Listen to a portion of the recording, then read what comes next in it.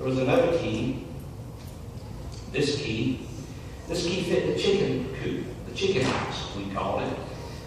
Many mornings, my grandfather and I would walk to it. He would let me take this key and open the door, but be careful not to let any of the chickens out in the morning, maybe in the evening, but not in the morning. We would go in, we would gather the eggs, place them in a little basket that then I would carefully carry back to my grandmother's kitchen. We would feed the chickens. He would tell me how to do it, and he would make sure they had water. If it was very cold, the water would be frozen. He would break it with a stick. If there was no water there, he would take the bucket, hand it to me, and say, Tommy, go to the creek behind the chicken house and fill it up with water and bring it back. We would set it there. For a time, there was a rooster in that chicken house. The rooster did not make room for me. And made it apparent every time it attacked my legs. That rooster did not stay in the chicken house very long. And then there's another key. This key has notches on both sides. It is most worn nearly in two. It was the key to the barn. The key to the barn that we could see from where my grandparents sat at the kitchen table. The key to the barn that was a place of wonder, magic for me.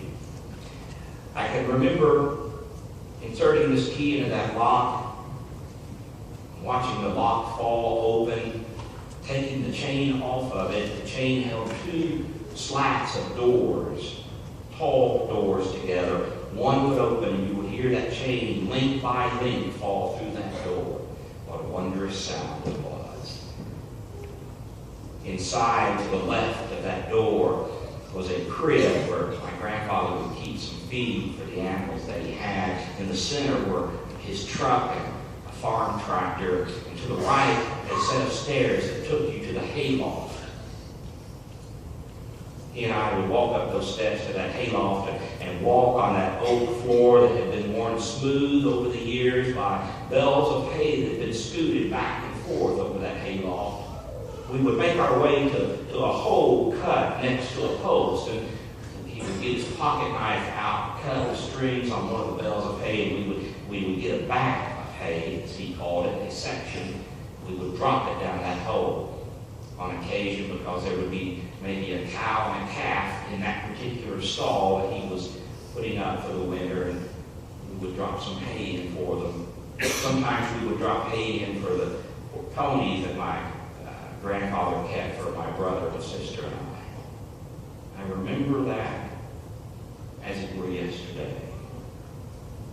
I had room. I'm grateful for these keys. I'm grateful that my cousin took the time to send them to me, having had them for 30 years, and allowing me to remember the joy of what it was, have a place, have a room. I wonder about that innkeeper. Did the innkeeper have keys? I don't know. Maybe so. Did the innkeeper try to make room for as many people as they could? Or only who could afford it? There are a lot of people in our world today who need room. Room in your life. Room in our life. Room in God's life. Tonight we gather and we celebrate.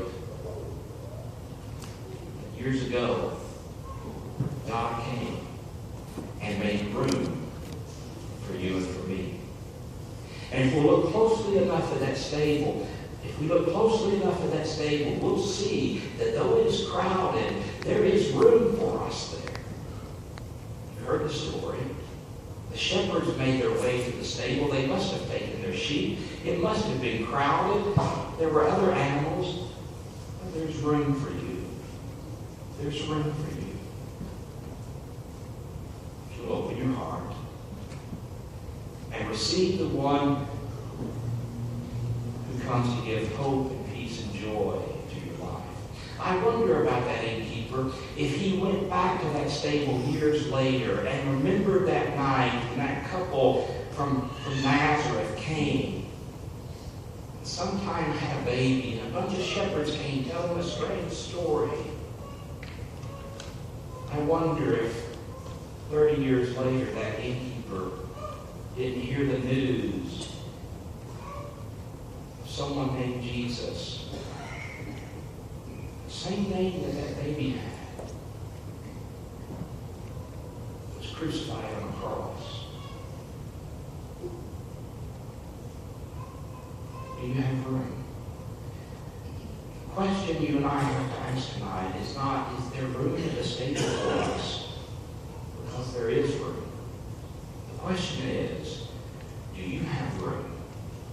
Can you make room in your heart and in your life for the one who came, the one whose birth we celebrate? Do you have room? Do you have room for a Savior?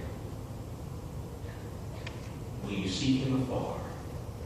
Have you sought the light? Do you have room?